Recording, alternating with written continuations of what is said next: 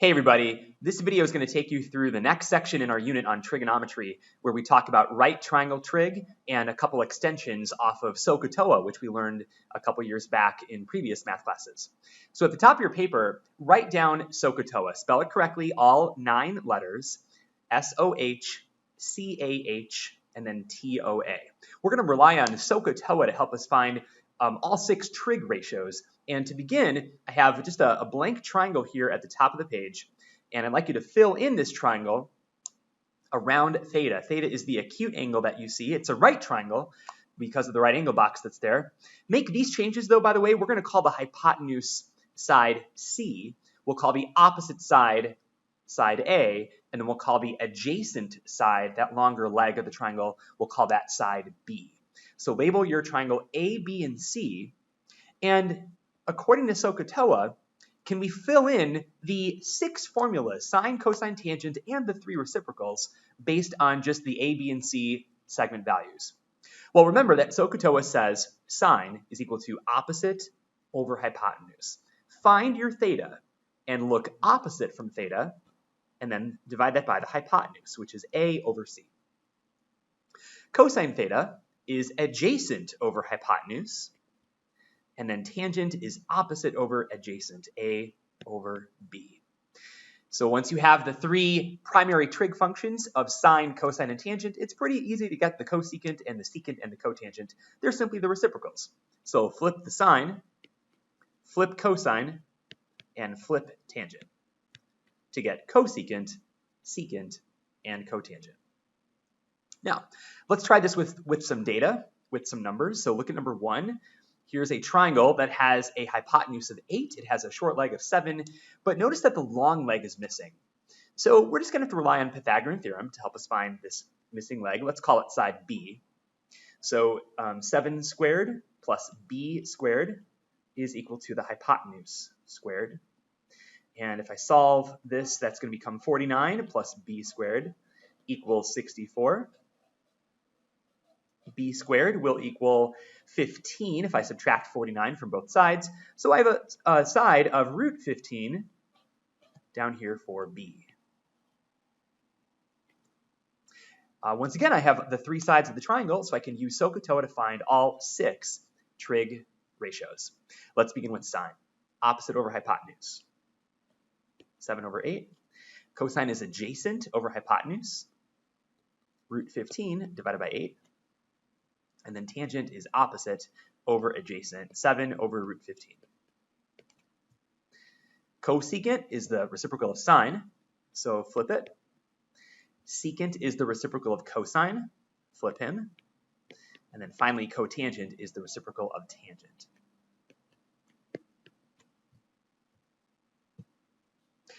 Next example, they actually have less information provided for you here. It says to find the exact values of the 6 trig functions, but they only tell you that cosine is 5 over 6. So from that given statement, we actually have to build our triangle, and then from the triangle, we can access the rest of the trig ratios. So if cosine of theta is 5 over 6, remember that that means adjacent over hypotenuse. So build the triangle. Let's make theta that acute angle. So if the adjacent side is 5, we'll put a 5 down here. Hypotenuse must be 6. And there's my cosine. Cosine theta is 5 over 6. I can fill that one in.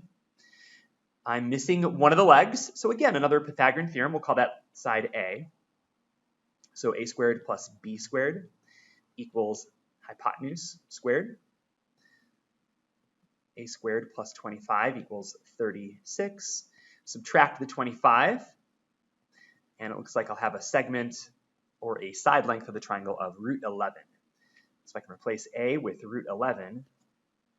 And now that I have my triangle with all 3 side lengths, I can easily fill in the rest of the trig ratios. Sine. Cosine was given. Tangent.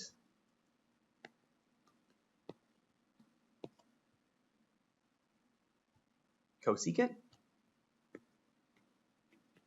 Secant, cotangent. And there are the 6 trig ratios once again. One final example here. Problem 3 says to find all 6 ratios if they give us cotangent. Cotangent is equal to 4. So build a triangle and put theta in there as the acute angle, and then write down all 6 trig ratios, sine, cosine, tangent, and then the reciprocals, cosecant, secant, and cotangent. Well, if cotangent is 4, then I would just work right back up here to tangent, because tangent and cotangent are reciprocals. If cotangent is 4, tangent must be the reciprocal of 4, or 1/4. And if I know tangent is 1/4 by SOH CAH TOA, that's going to be opposite over adjacent. So I can come here to the triangle and I can fill in opposite leg is 1, adjacent leg is 4. Now the hypotenuse is missing in this triangle. So one additional round of Pythagorean theorem, a squared plus b squared equals hypotenuse squared. Let's solve for c. So 1 plus 16 equals c squared, or 17 equals c squared, which means that my hypotenuse would be root 17. I can fill in that piece right there. Now I have all 3 segments of the triangle, and I'm ready to go with the right triangle trig pieces. So here we go. One last round. Sine, opposite over hypotenuse, 1 over root 17. By the way, I'm not rationalizing these. 1 over root 17 is an okay answer. A better answer might be to multiply top and bottom by root 17 and actually rationalize those fractions. Cosine of theta would be adjacent over hypotenuse. Tangent was given. Cotangent was given. We found tangent as the reciprocal of cotangent. Cosecant means we flip the sine value, and secant means we flip the cosine value. When I say the word flip, I just mean to find the reciprocal of the fraction that's given. So there it is, a little bit of SOH CAH TOA review, and you can kind of see the progression of the problems as they get a little bit more difficult with to build or construct the triangles, maybe use Pythagorean theorem to find a missing side.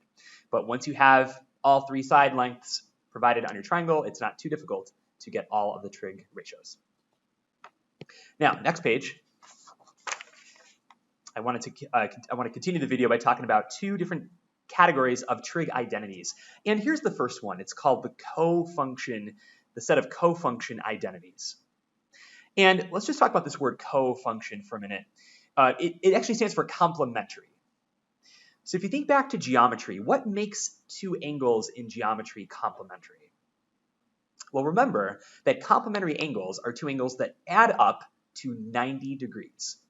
And that word cofunction is actually comes from this idea of complementary functions or complementary angles. So write this down. 2 angles are complementary if they add up to 90, if the sum of their angles, if the sum of the 2 angles is 90. Now what about this? Assume the measure of one such angle is simply theta. Some unknown measure, we'll call it theta. Well, if my given angle is theta, then what is the complement of theta? Simply 90 minus theta. Because if theta is 10, its complement would be 80, 90 minus 10. So write down 90 minus theta as the complement of theta. Now, we might be given an angle measure in radians, so what if theta was measured in radians? What would be the complement then? Well, remember that on the unit circle, 90 degrees is equivalent to pi over 2 radians. So if I want to find the complement of theta radians, simply do pi over 2 minus theta. So fill in those pieces of information at the top of your paper here, a little review of complementary angles. And so that leads to this idea of what are called the cofunction identities, and I'll get to them in a minute. But down here you have a triangle. Again, theta is here as the acute angle. It's a right triangle. Remember that all angles in a triangle have to add up to 180. But in a right triangle, the 2 acute angles must add up to 90. Because I have a 90-degree angle down here in the right angle, which means the leftover 2 acutes have to add up to 90. In other words, these guys are complementary. I'll call this guy angle 1 and angle 2. They're complementary angles. They have to add up to 90. If angle 1 is 30 degrees, angle 2 has to be 60. If angle 1 is 20 degrees, angle 2 has to be 70. They're complementary. Now, if angle 1 is theta degrees, angle 2 has to be 90 minus theta. Or rather, let's maybe do this in radians. Rather than 90 minus theta, let's call that pi over 2 minus theta radians. So here's A, B, and C on the triangle, and let's just kind of examine what happens here. What if I wanted to ask, or what if I asked you, what is the sine of theta? Sine of theta. SOH CAH TOA says opposite over hypotenuse A over C. All right, well, what about the cosine of the complement? The cosine of the complement, pi over 2 minus theta. So now, shift the location, shift where you're standing on the triangle. If I'm now up here at the pi over 2 minus theta angle, and I want cosine, that's going to be adjacent over hypotenuse, or A over C. And what I hope you notice is that they're the same. These are the same values. The sine of an angle, right here, is equal to the cosine of its complement. I'll say that one more time. The sine of an angle is equal to the cosine of its complement. And that leads to what are called the cofunction identities. Would you please draw a rectangle or a box around these 6 cofunction identities? You can label them as well. Just kind of good to reference, good to note, and good to use to help us with some trig problems. These are the 6 cofunction identities. Now, how might we use these in problems? Well, here are 3 examples.